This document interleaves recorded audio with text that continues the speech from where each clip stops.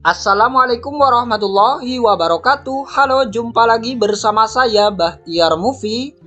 Baik Bapak Ibu, pada video kali ini admin akan memberikan informasi yaitu terkait rangkuman tanya jawab dalam coaching klinik UKP PPG pada penyelenggaraan PPG guru tertentu tahun 2024. Nah, jadi semua pertanyaan-pertanyaan yang ditanyakan oleh Bapak dan Ibu guru terkait UKP PPG ini terjawab Bapak Ibu, terjawab, termasuk salah satunya yaitu ketentuan dalam jumlah siswa dalam membuat video pembelajaran UKIN di kelas.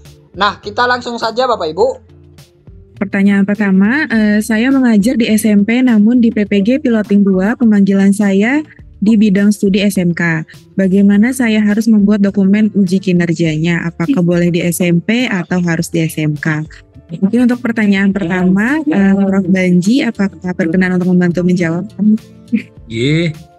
Mbak, bidang studinya apa ini ya? Jadi belum terlalu jelas.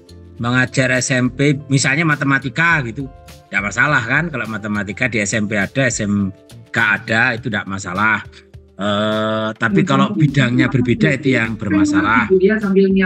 Nah, dokumen UKIN-nya kalau ngajar di SMP, kalau tadi matematika sama-sama ada, di SMP ada, SMA ada, mungkin silakan ngambil di SMP boleh. Kalau misalnya memungkinkan di SMK itu lebih bagus. Tapi kalau bidangnya bidang khusus SMK, nah itu sebaiknya ngambilnya di SMK. Misalnya teknik apa misalnya gitu, SMP kan tidak ada, ya ke SMK ya gitu.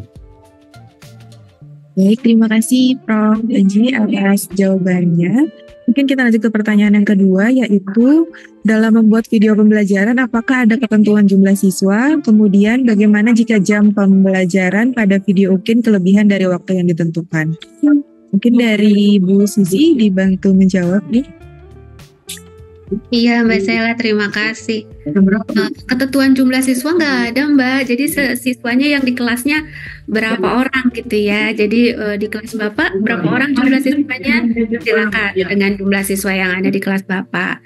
Kemudian jika jam pembelajaran pada video UKIN kelebihan, ya nggak apa-apa kalau lebih-lebih dikit ya, yang penting 2 JP gitu ya Bapak Ibu. Kemudian nanti video yang dieditnya tetap dieditnya 20-30 menit ya Bapak Ibu. Begitu mungkin ya Mbak Sela. Terima kasih Bu Sisi. Kita lanjutkan ke pertanyaan yang ketiga, yaitu sesuai pemberitahuan dari admin yang ada di LPTK kami bahwa guru penggerak tidak lagi mengikuti ujian kinerja tetapi langsung mengikuti ujian tertulis. Mohon petunjuknya terkait hal tersebut. Mungkin mohon izin perkenan Prof. Banji. Tadi sudah dijelaskan. Jadi walaupun guru penggerak, UKIN-nya tetap ikut UKIN sama uji tertulis, dua-duanya ikut. Berarti harus membuat video dan membuat perangkat pembelajaran yang diunggah. Sama ya, statusnya gitu. Itu peraturannya ke sana. Itu Mbak. Baik, terima kasih Prof. Banji. Kita melanjutkan ke pertanyaan yang keempat, yaitu email yang digunakan untuk daftar UKPPG apakah menggunakan email belajar ID atau email pribadi? Mungkin ini Mas Putra bisa dibantu untuk jawab Mas. Baik Mbak Sela, untuk email sendiri bisa menggunakan dua-duanya ya, bisa menggunakan email belajar ID atau bisa menggunakan email pribadi.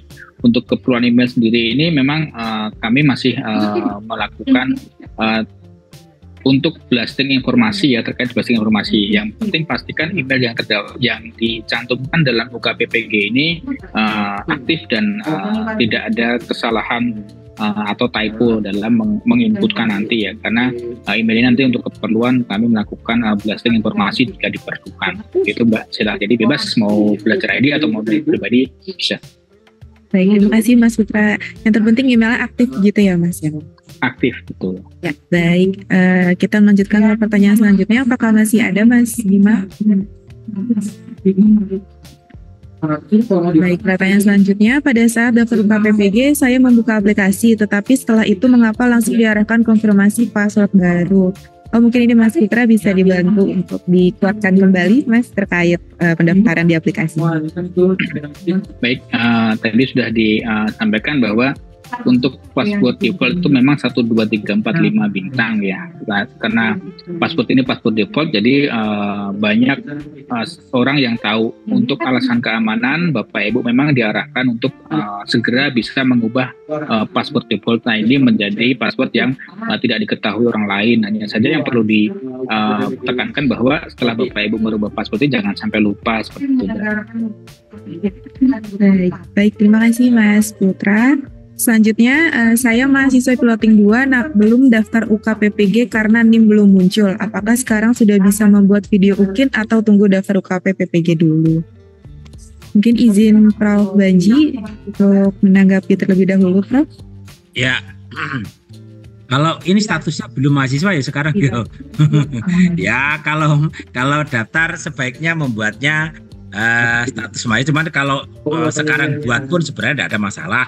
Pada jadwal kok itu jadwalnya Mbak Sisia, ada jadwalnya Mbak Sisia. Tidak ada. Berarti sebenarnya tidak masalah. Mau dibuat sekarang pun tidak apa-apa. Ya, boleh-boleh saja. Yang penting benar-benar dirinya loh yang praktek, tidak boleh orang lain. Ya, itu yang penting. Itu Mbak. Baik, terima kasih Prof. Banji. Kita berpindah ke pertanyaan selanjutnya. Apakah saat melaksanakan UTBK bisa menggunakan Chromebook yang biasa siswa gunakan saat ANBK? Kemudian bagaimana solusinya apabila saat ujian berlangsung listrik padam sehingga berpengaruh pada sinyal?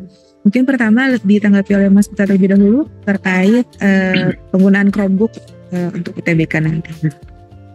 Baik, untuk spesifikasi perangkat atau laptop yang digunakan saat ini baru bisa diakomodir itu adalah yang menggunakan Windows dan macOS. Untuk Chromebook, mohon maaf masih belum bisa diakomodir dan belum bisa nanti untuk penggunaan UTBK-nya, Mbak Sheila. Baik. Terima kasih Mas Putra. Mungkin untuk pertanyaan ada kendala listrik padam saat ujian berlangsung. Mungkin dari Prof. Banji, Prof. Dengan menanggapi terlebih dahulu, Prof.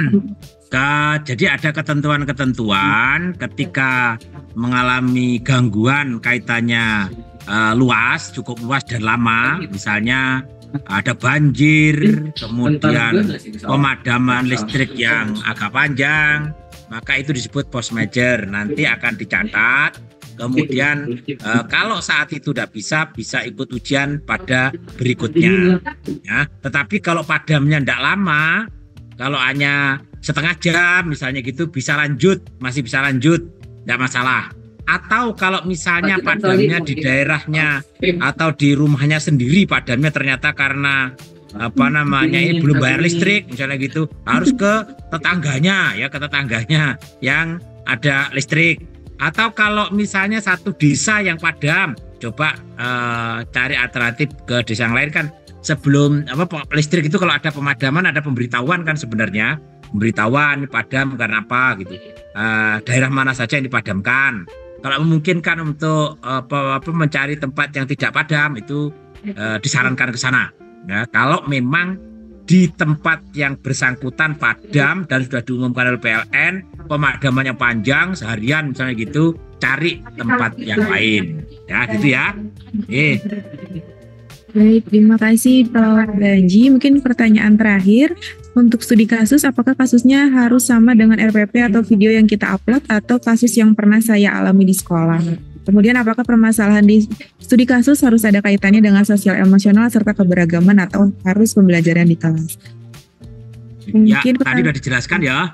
Jadi video yang diupload itu, bukan video, studi kasus yang dijawab bukan diupload ya, yang dijawab secara uraian itu adalah kasus yang pernah dialami, tidak harus ada kaitannya dengan RPP atau video. Ini beda. Lepas ya, yang pernah dialami oleh Bapak Ibu sebagai peserta, apa saja yang kaitannya dengan pembelajaran. Tadi sudah disebutkan, tadi ada bermacam-macam media boleh, terkait pembelajaran boleh, penilaian boleh, penyiapan air boleh, terserah, silakan. Yang ada kaitannya dengan praktek tugas guru dalam proses pembelajaran di kelas. Bukan masalah yang misalnya masalah yang sekolah sekarang bisa daftar yang rajin itu, lupa saya. PPDB, Prof. PPDB itu loh, PPDB misalnya gitu, itu tidak bisa diangkat jadi masalah. PPDB misalnya PDB terus apa rumahnya jauh, itu tidak bisa dijadikan masalah. Masalahnya kaitannya dengan tugas guru dalam proses pembelajaran. Boleh kaitannya dengan karakteristik siswanya, boleh kaitannya dengan penyiapan pembelajaran, pelaksanaan, penilaian, kesulitannya siswa, macam-macam silakan. Pokoknya kaitannya dengan pembelajaran itu. Itu Mbak Stella.